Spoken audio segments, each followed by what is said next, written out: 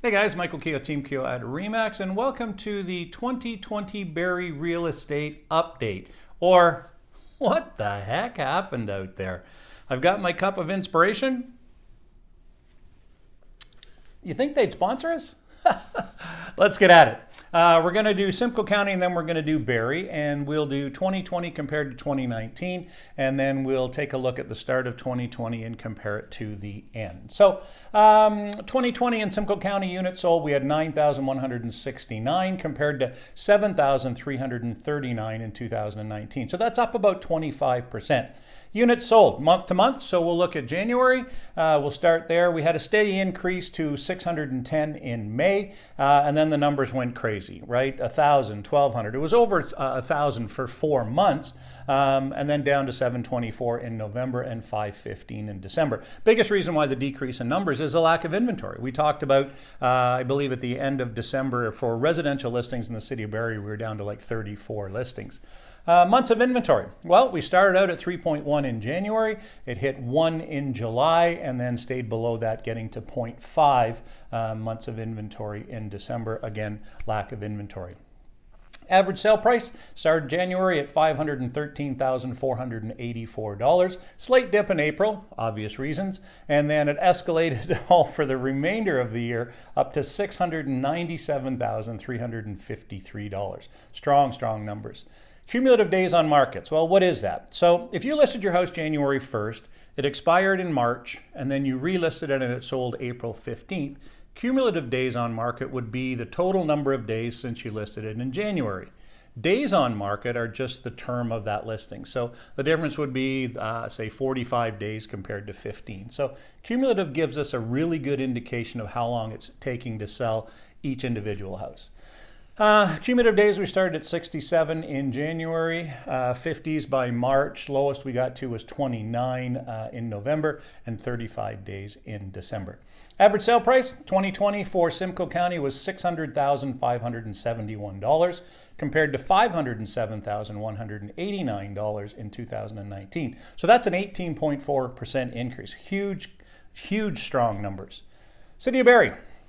Units sold, 2020 we had 2,980 units sold compared to the 2,324 that we had in 2019. Now that's up about 28%. So Simcoe County is up about 25, Barrie is up about 28. Let's look at units sold. So month to month, we started January at 128, almost doubled in February, fell off in April. Well, the reason for that was obvious, with COVID being announced and people not knowing what was going on. Then 324, 377, 320, 326, 320. It went crazy.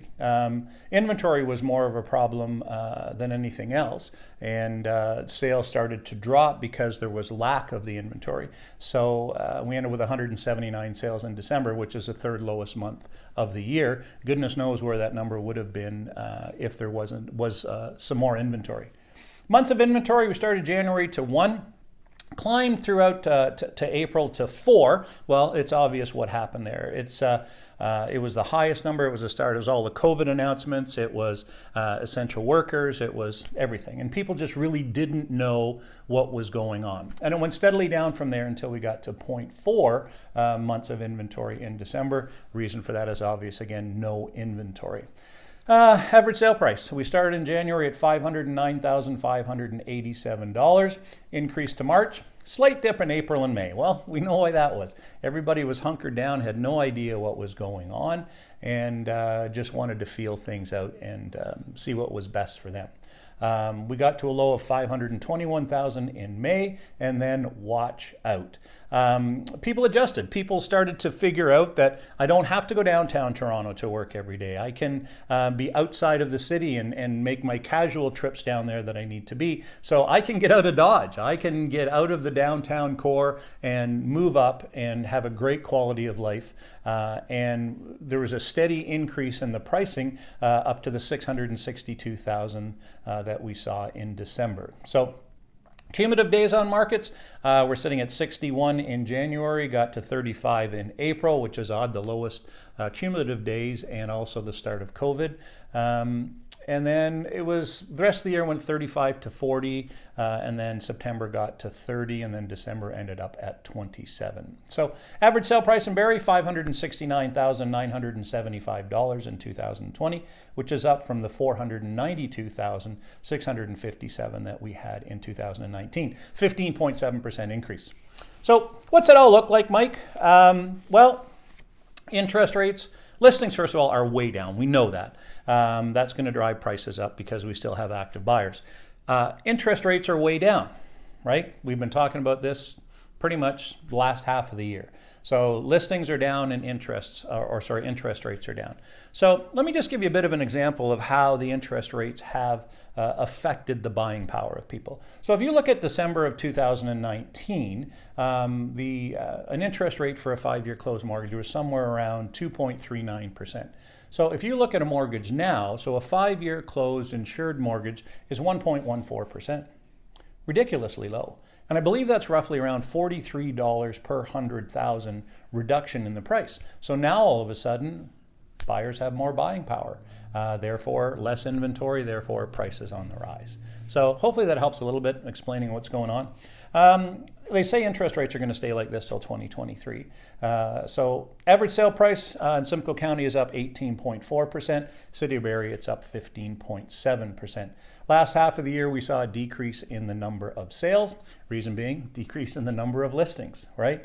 Now, something to think about as well. Maybe you're not interested in selling your house yourself, or you're selling, but it might be a great opportunity for you to get an investment property. So if you look at the value of your home from June of 2019 to where it is today, there's a huge amount of equity that's been built in your house. So is there an opportunity to take some of that equity out and to buy an investment property, because there's a lot of really good qualified tenants out there that can't afford to get into the market. So if you have any questions about that, just reach out. Be more than happy to have a conversation with you. We do that actually a fair bit. So summary, try and show patience. I know, yeah, Mike, you can sit there and say patience, patience, but guarantee you, if you show the patience, there's been enough sales out there that we know where the value of the property should be.